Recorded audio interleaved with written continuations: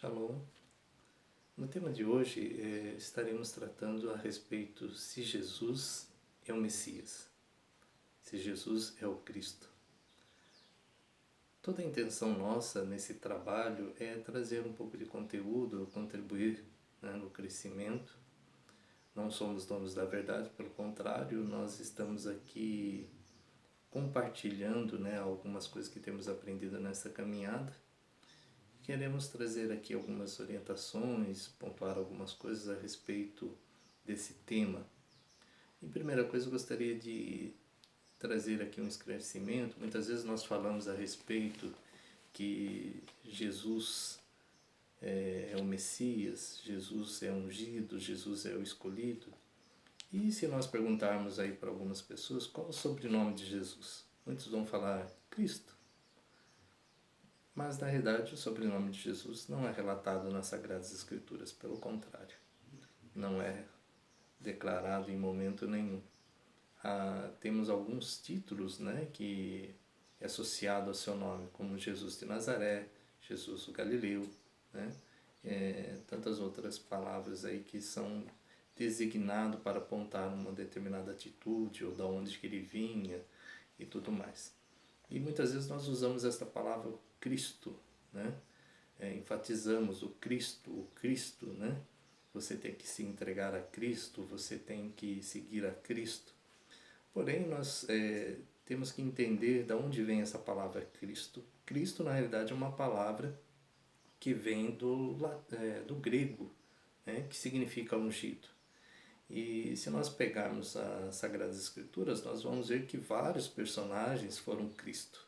Vários personagens foram ungidos da parte do Senhor. Temos ali Moisés, o libertador do povo de Israel ali no Egito, ele foi ungido do Senhor.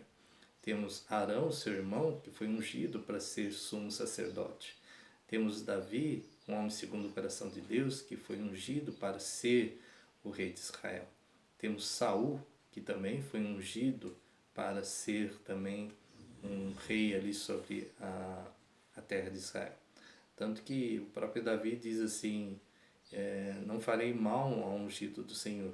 Quando no momento que ele estava fugindo lá de Saul, estava na caverna, ele teve a oportunidade de matar a Saul, e ele não mata porque ele sabe que Saul foi ungido do Senhor. Ou seja, se a gente usasse a palavra, trocando o ungido por Cristo, ele poderia ter falado assim, porque Saul é o Cristo do Senhor. E nós vemos também que fora do povo de Israel, Deus elegeu a Ciro. Nas Sagradas Escrituras nós vemos lá que Deus fala que em determinado ano teria um rei chamado Ciro, e esse seria o ungido de Deus para libertar o povo de Israel que estava cativo, no cativeiro.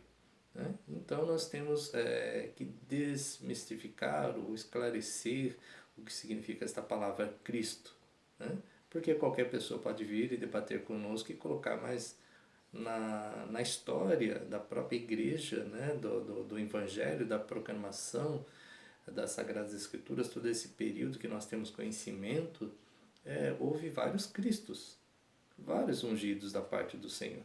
Então Cristo significa ungido em grego, Então Jesus, ele é o Cristo, ele é ungido também de Deus. E se nós pegarmos essa linha de raciocínio, como nós podemos afirmar que Jesus, ele é o Messias, e referente às outras personagens ali que nós temos nas Sagradas Escrituras? Como nós podemos afirmar que realmente Jesus era o Messias, Yeshua é o Messias? Por isso nós temos que analisar as Escrituras. E eu gostaria de conversar com você analisando o texto que está lá em Marcos capítulo 1, versículo do 40 ao 41, que diz assim: aproximando-se dele um leproso, que rogando-lhe e pondo-se de joelhos diante dele, lhe disse: se queres, bem podes limpar-me. E Jesus, movido de grande compaixão, estendeu a mão e tocou-o, e disse-lhe: quero, ser limpo. E tendo ele dito isto, logo a lepra desapareceu, e ficou limpo. E advertindo-o severamente, logo despediu. E disse-lhe: olha, não digas a ninguém, porém vai, mostra-te ao sacerdote, e oferece pela tua purificação o que Moisés determinou para lhe servir de testemunho.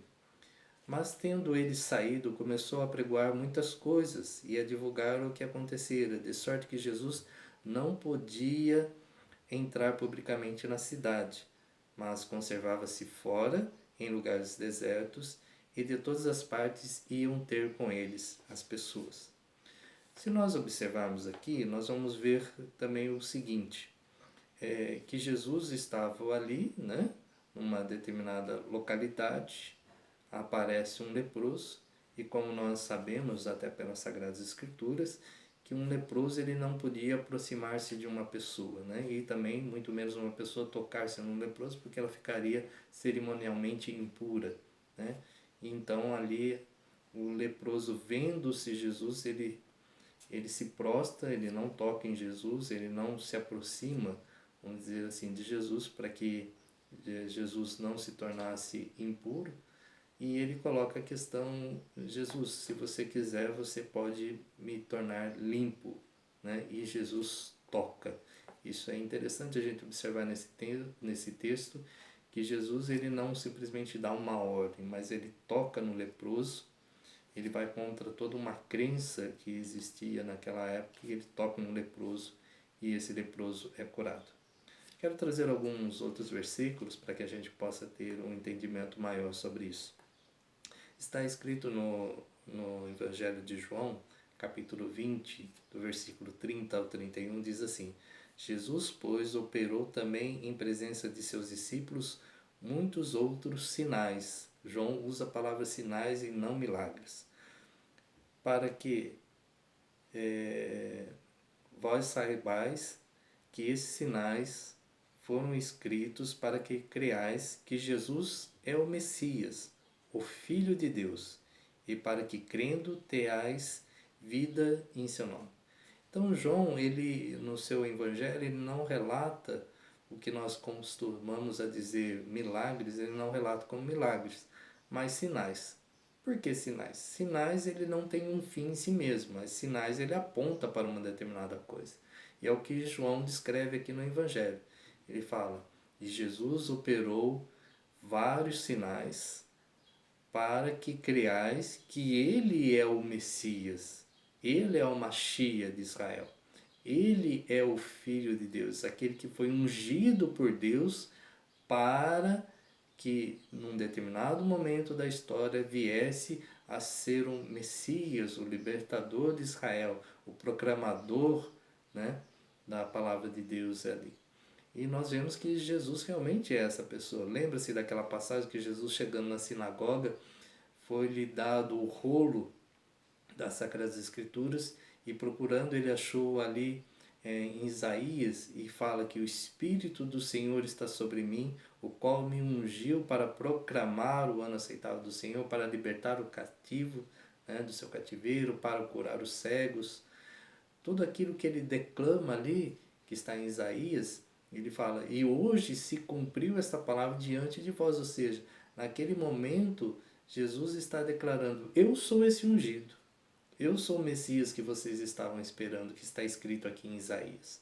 E ele toma para si essa mensagem, essa autoridade e essa unção para fazer tais milagres, para fazer tais proclamações que ele faria adiante.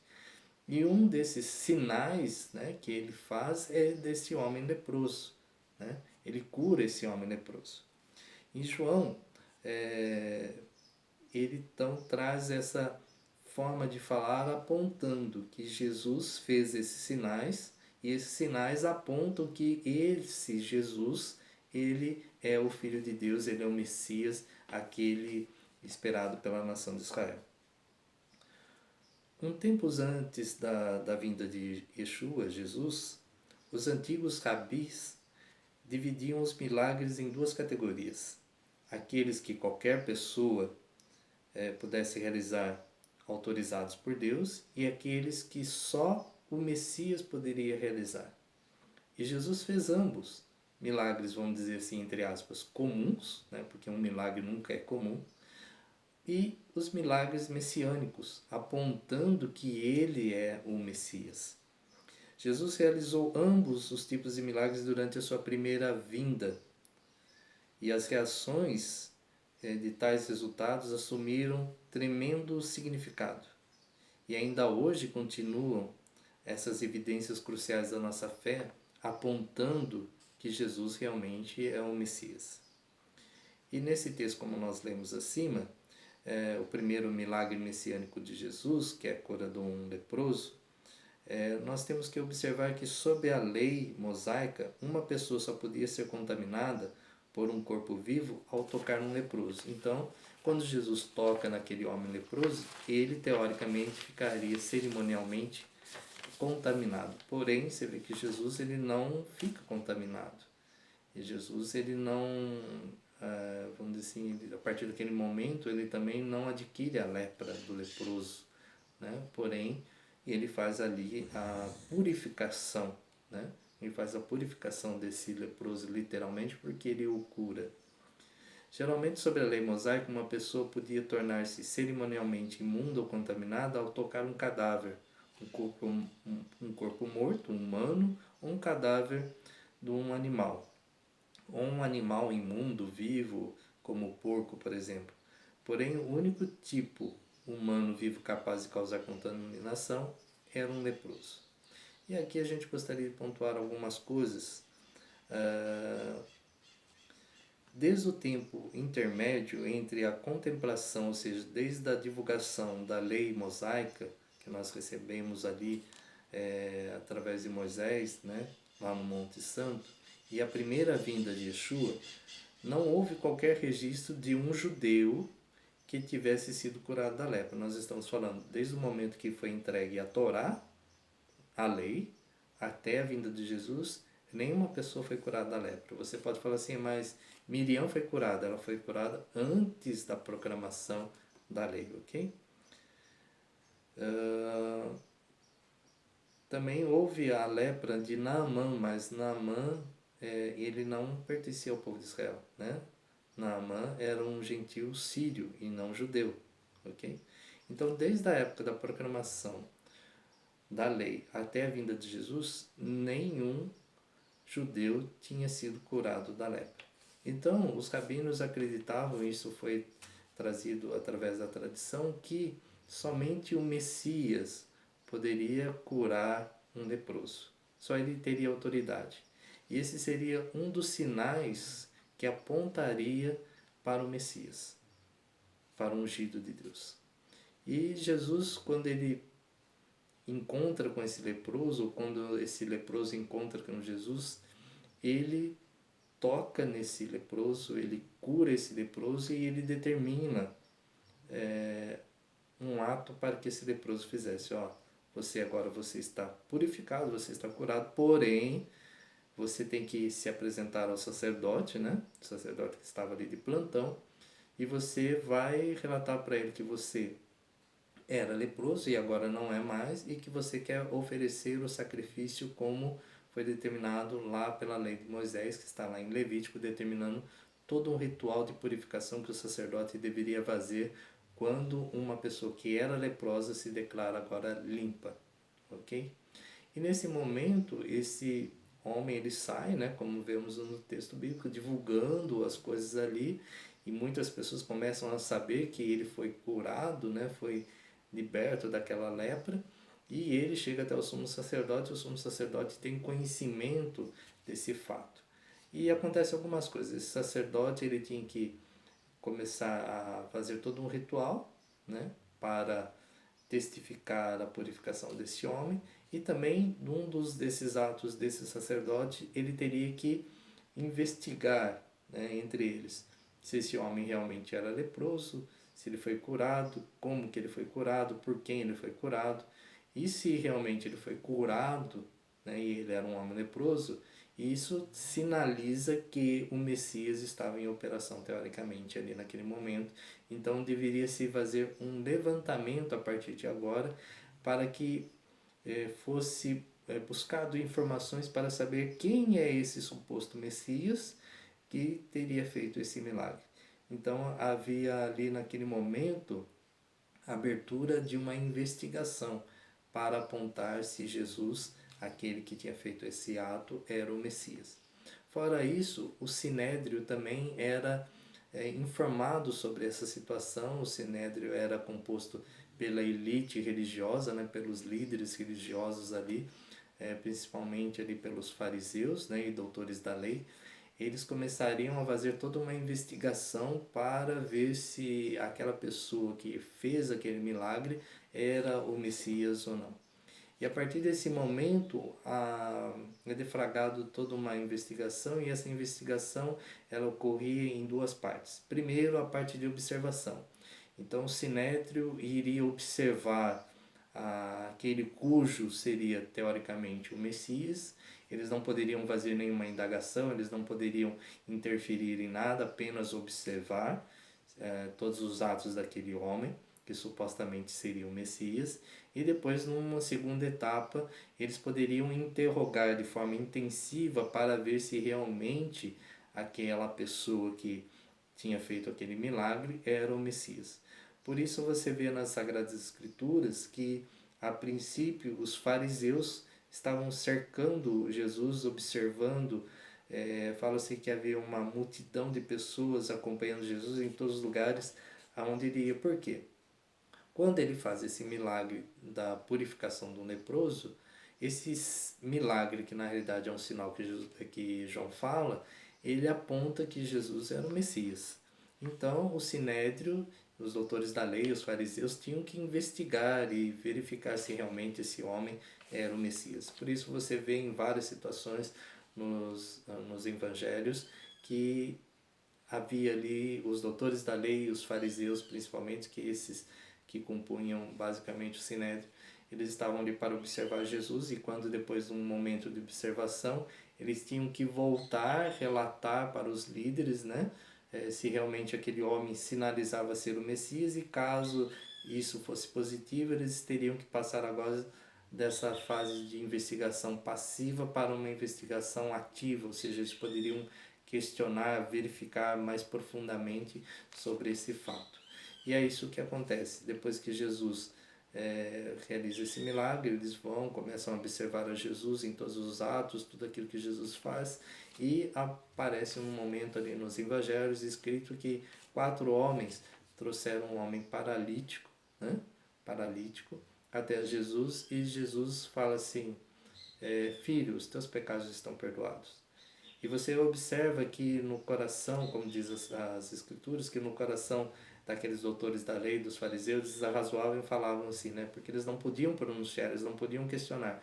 Mas no seu coração, Jesus, sabendo que havia aquele questionamento, nos corações deles diziam assim: mas isso é uma blasfêmia.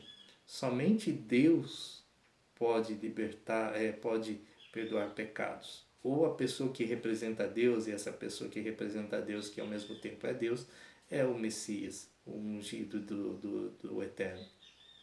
E Jesus, sabendo disso, coloca um questionamento. Fala assim: o que é mais fácil? Dizer teus pecados estão perdoados, ou toma tua cama, levanta-te e anda? E aí ele fala: para que saibais que o Filho do Homem, que é um título messiânico, né? O Filho do Homem tem poder tanto para perdoar pecado, ou seja, Jesus naquele momento, ele diante dos fariseus, diante dos doutores da lei, toma a prerrogativa dizendo que ele era o Messias, que ele era ungido de Deus, que ele era a pessoa que representa o próprio Deus ali na terra. Ele fala assim: para que saibais que o Filho do Homem tem poder para perdoar pecados, eu digo a esse homem: levanta-te, anda, toma tua cama e vai embora. E a partir daquele momento, toda uma multidão que está ali em volta, né, composto do povo, diz assim: é este então o Messias? E começa a questionar a quem? Ao Sinédrio. Porque todo o povo sabia que o único que poderia perdoar pecado era o Messias. E há todo um questionamento agora a respeito de Jesus, porque primeiro, ele curou um leproso. Nunca se havia havido um milagre de uma cura de um leproso. Depois, todos ali veem aquele ato de Jesus, e Jesus fala assim: os teus pecados estão perdoados. Ninguém tinha feito esse ato até então de perdoar pecados, porque o único que poderia perdoar o pecado seria o próprio Deus, ou a pessoa representante desse Deus, que seria o Messias. Então o povo que estava ali em volta começa a questionar ao Sinédrio. Então esse é o Messias. O que vocês dizem? E aí eles voltam lá para os seus líderes, né? E falam, realmente esse homem ele tem a propriedade, porém, o que nós devemos fazer agora? E aí começa toda uma questão de investigação e você vê que depois começa a ter uns debates mais profundos entre Jesus e os fariseus, Jesus e os doutores da lei, porque eles começam a questionar, porque eles se sentem pressionados pelo povo de Israel, porque eles como autoridade, eles tinham que dizer se realmente Jesus era o Messias, ou aquele que foi ungido por Deus ou não. Eles teriam que dar essa declaração de forma pública para o povo, e você vê depois nos escritos que na realidade eles negam isso. Mas o fato aqui que nós queremos apontar para você nesse pequeno estudo é apontar um dos sinais que comprovam que Jesus realmente é o Messias. O primeiro sinal é a cura de um leproso, né? E como nós falamos aí, depois dessa cura havia todo um processo de investigação para apontar. E é interessante que depois nos escritos nós vemos que Jesus cura outros 10 leprosos, né? Jesus começa a, de certa forma, a afrontar a autoridade, né, do sinédrio, dos sacerdotes ali, e tem que se abrir mais 10 inquéritos de investigação, né? Fazer toda uma análise para mostrar se realmente ele era o Messias ou não. Então, nesse vídeo de hoje, nós queremos trazer esses relatos, começar a demonstrar de forma bíblica para você, apontando como podemos identificar que se Jesus era o Messias ou não. E um desses sinais, um desses apontamentos é a cura de um leproso. Então eu gostaria que você pudesse estar participando conosco nos próximos vídeos. Estaremos aí trazendo outros sinais, outros apontamentos, identificando que Jesus é o Messias. Que a palavra de Deus possa estar no seu coração, reinando eternamente. Esse é o nosso desejo.